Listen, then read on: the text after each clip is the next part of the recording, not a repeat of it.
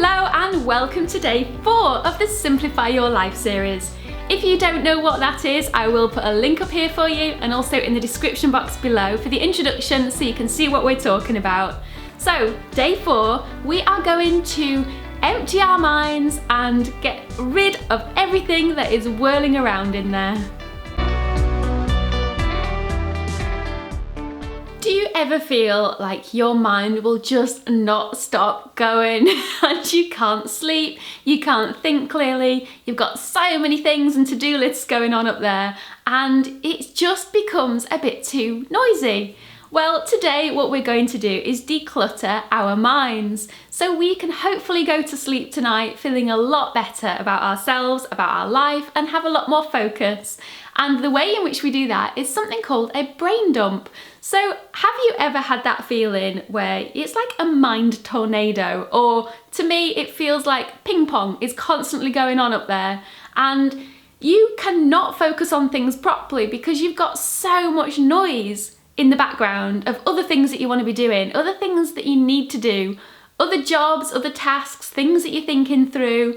There's so much noise in everybody's heads these days, and that is compounded by all the extra things we try and cram in every day, as well as all the things that we take in every day, whether that's in the form of media, other people telling us things, or just constant advertising everywhere you go.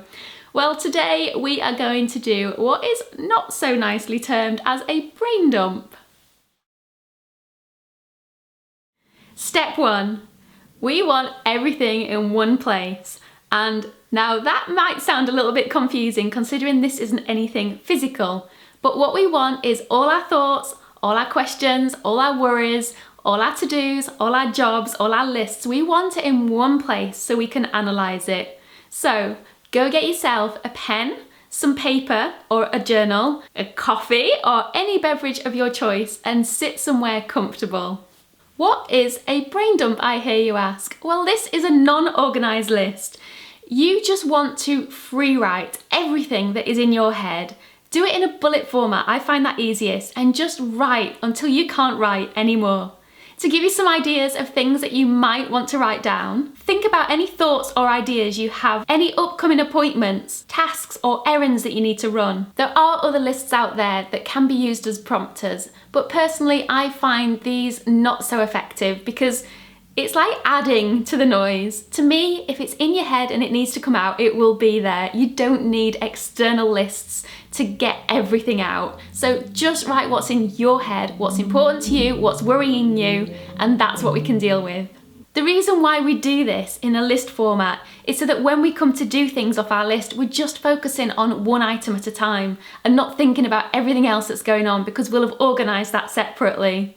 There are no rules about how long this list needs to be. You might just have a few items floating around in your head. You might have hundreds. Just keep going until you feel that you've got everything out.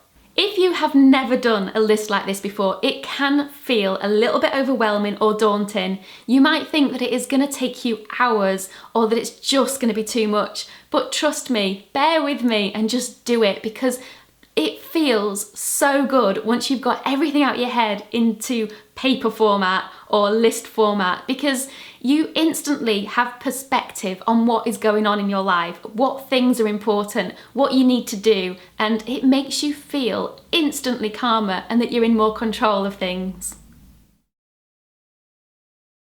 Now, step 2.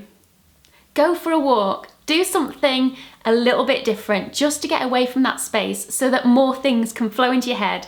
Take a pen and paper with you if you want, or your phone, and make some notes as you go along and add it to the list when you get back.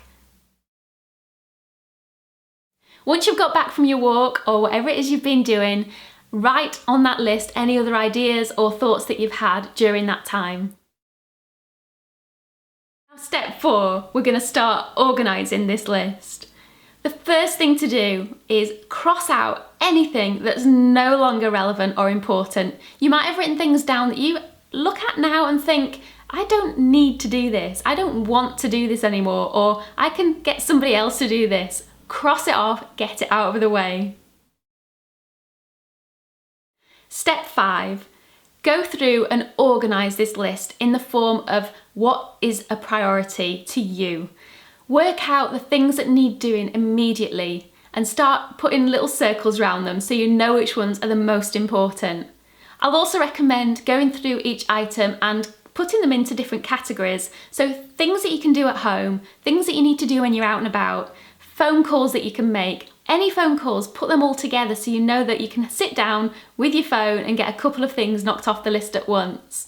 Other things might be errands that you need to run or things you need to do online. So put them together so you can see how you're going to arrange them and how you're going to organise them into your day. The next step is to decide when you want to do these items. You can do it as this needs to be done today, this needs to be done this week, this needs to be done this month, this next 6 months, or over the next year, and categorise them like that. The next thing you need to do is work out how you want to keep organised and how you want to do this to-do list. So you have everything written down in front of you now, but what we now need to do is work out how this is going to work for us. Personally, I have tried making lists on my phone, I've tried doing certain applications or apps, and it just doesn't ever work as well for me as pen and paper. I am a huge fan of bullet journaling, and what I like about it is that I've got a section in my bullet journal where I write down all my thoughts, my feelings, things I need to do. And every single month, at the beginning of every month, what I do is I pull from that list about what I need to do that month, what's important to me. I base that on a couple of different things.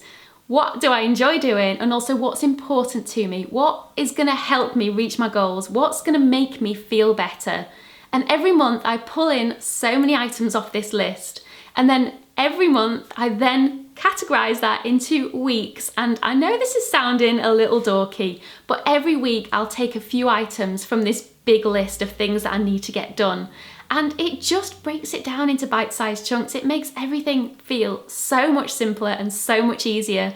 If you've got a small list, you might be able to do things like this in just a matter of days or weeks. But for me, I've got a lot of big goals on there, a lot of things I need to get done and lots of things to work on. But I know realistically it's not all going to happen in one day. It takes time. But knowing when I'm going to do it and the slot in which it's been allocated, it just makes you feel in control. So I'll write down 2 things every single day that I want to do. And that'll be something like film a video or write so many words towards my book.